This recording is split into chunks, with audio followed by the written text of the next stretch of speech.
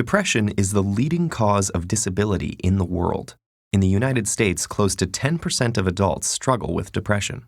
But because it's a mental illness, it can be a lot harder to understand than, say, high cholesterol.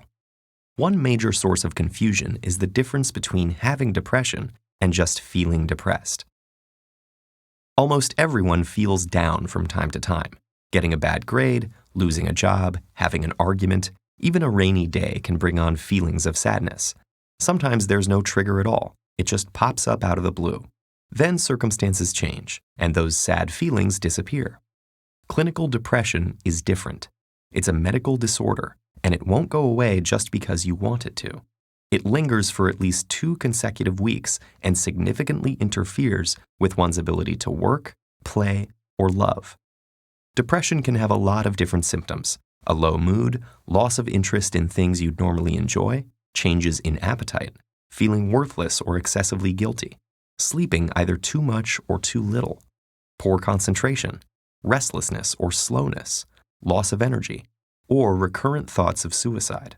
If you have at least 5 of those symptoms, according to psychiatric guidelines, you qualify for a diagnosis of depression. And it's not just behavioral symptoms. Depression has physical manifestations inside the brain. First of all, there are changes that could be seen with the naked eye and X-ray vision.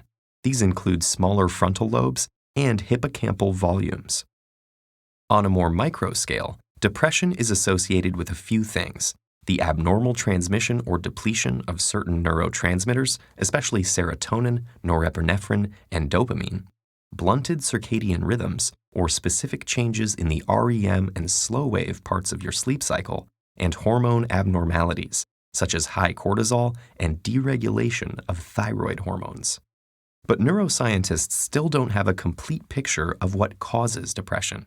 It seems to have to do with a complex interaction between genes and environment, but we don't have a diagnostic tool that can accurately predict where or when it will show up.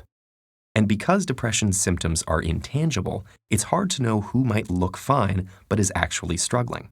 According to the National Institute of Mental Health, it takes the average person suffering with a mental illness over 10 years to ask for help. But there are very effective treatments. Medications and therapy complement each other to boost brain chemicals. In extreme cases, electroconvulsive therapy, which is like a controlled seizure in the patient's brain, is also very helpful. Other promising treatments, like transcranial magnetic stimulation, are being investigated too.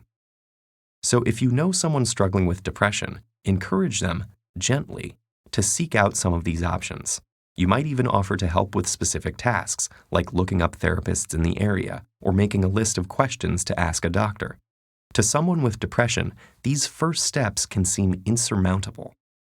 If they feel guilty or ashamed, point out that depression is a medical condition, just like asthma or diabetes. It's not a weakness or a personality trait, and they shouldn't expect themselves to just get over it, any more than they could will themselves to get over a broken arm.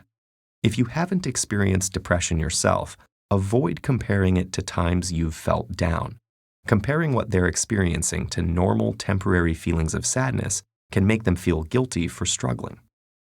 Even just talking about depression openly can help. For example, research shows that asking someone about suicidal thoughts actually reduces their suicide risk. Open conversations about mental illness help erode stigma and make it easier for people to ask for help. And the more patients seek treatment, the more scientists will learn about depression, and the better the treatments will get.